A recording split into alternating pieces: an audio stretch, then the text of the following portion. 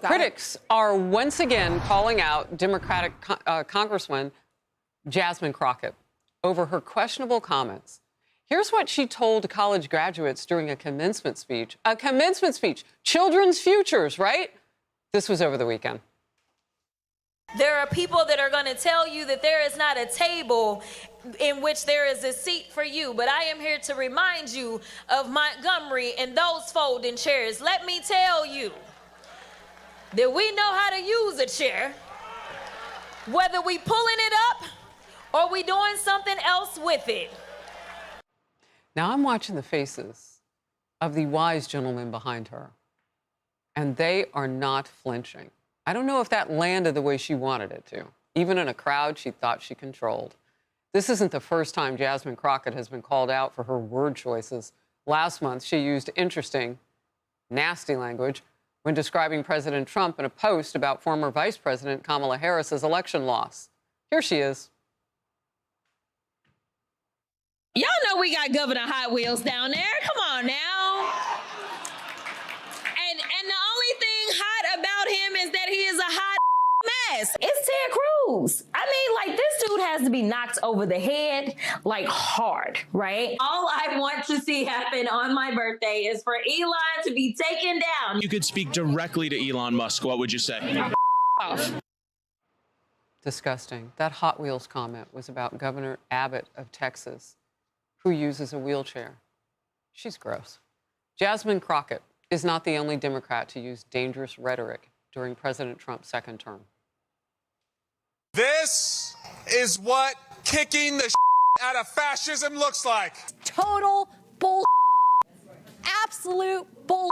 I don't swear in public very well, but we have to Trump. Never before in my life have I called for mass protests, for mobilization, for disruption. But I am now. These Republicans cannot know a moment of peace. In focus now, Tomi Lahren, Fox News contributor and OutKick host. Tomi, can you imagine if a Republican went out on the street corner and said some of the things that these Democrats are saying?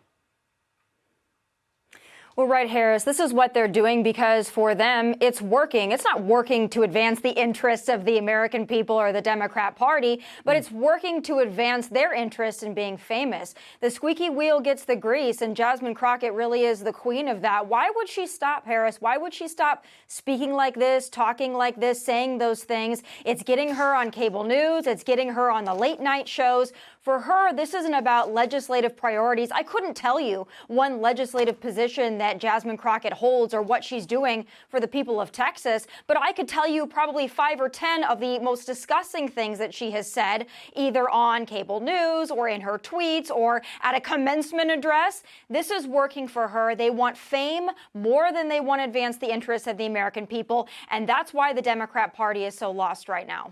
Well, look, the Republican who's running against her in her district in Texas next time around, Jordon Daniels, has said you ought to take a look at her financials. He's not even worried about the sideshow that she's running. He's like, these are some baseline problems that voters need to know about. It's something I'm covering, I'm looking into. Meanwhile, Bill Belichick is reportedly sidelining his younger girlfriend to save his reputation. The two went viral for some interesting reasons during an interview last week. Never been too worried about what everybody else thinks. Just try to do what I feel like is best for me and what's right. How did you guys meet? Not talking about this. No? No. Jordon Hudson is heavily involved in multiple aspects of Bill Belichick's life, which include reportedly acting as his de facto agent over the past few months. Reportedly, she's the COO or CCO of his business or foundation. He's got a lot of money. Page 6 reports Hudson is running his brand even. A source told the outlet it's amateur hour and it's showing they don't know what they are doing and trying to control everything. They don't trust anyone else. He's handed off the ball to her. Tomi, your reaction? Oh, Harris, this is such a sad story because this is a legendary coach who's accomplished so much, and now this is what we're talking about. Not even talking about his book, talking about his 24-year-old girlfriend. But when we talk about what's going on here, it sounds to me like Bill Belichick might be a love hostage. He's not the first person that's succumbed to maybe whatever this is, and he will not be the last. But I'll tell you what, when we're talking about this and her assuming so much control and this being all over the headlines, Harris, I can't help but think this is getting more attention than whoever was controlling President Joe Biden for 4 years. I mean, it is similar. Obviously, we don't know the capacity of either, but it's really interesting to me that people are all up in arms that a 24-year-old is controlling her boyfriend, but no one seemed to care about who is controlling the president and the leader of the free world. Very interesting, the coverage on both of these stories. Look, let them have love is what I say. Their relationship is one thing, but he works for a university now as a coach, and that reputation matters. So we'll see what happens next. Nike is facing a lot of backlash following some recent scandals. One of the company's billboards in London has been removed over Holocaust comparisons. And it's also been more than 2 weeks since OutKick reported that Nike is allegedly funding a child transgender athlete study. Nike is still virtually silent on all of it. Women's activist wear brand XXXY Athletics shared this. What are you doing, Nike? Why are you funding research about how to impair young boys? We're challenging them to do the right thing and to challenge consumers to vote with their dollars. This is a brand that does not align with your values. Stop buying it. Congressman Burgess Owens posted, "The American people deserve answers. If this is true, it's not just wrong, it's pure evil. Time to speak up, Nike." Here's OutKick's Clay Travis. A lot of American consumers should be flooding Nike and asking the question, what in the world are you thinking? The best man or the best woman should win. Not in any way should Nike be involved in trying to basically sterilize young kids to see what the impact is for athletics. This is, to me, reprehensible. It's indefensible.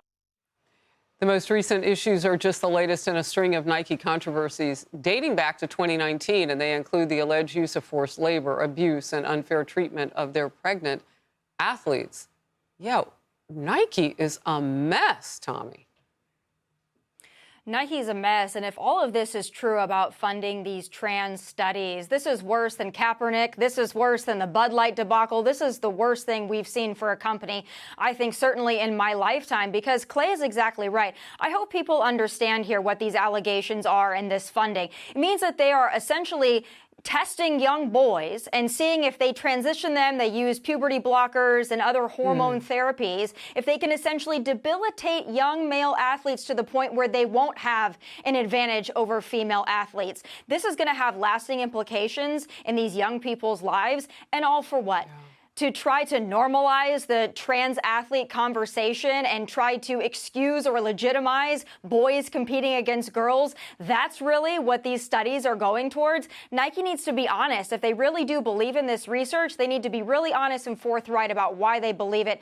Tell your consumer, tell your customer, because nothing about this is okay.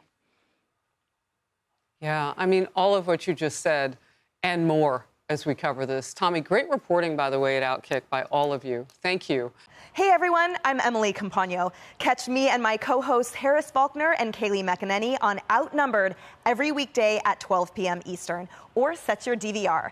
Also, don't forget to subscribe to the Fox News YouTube page for daily highlights.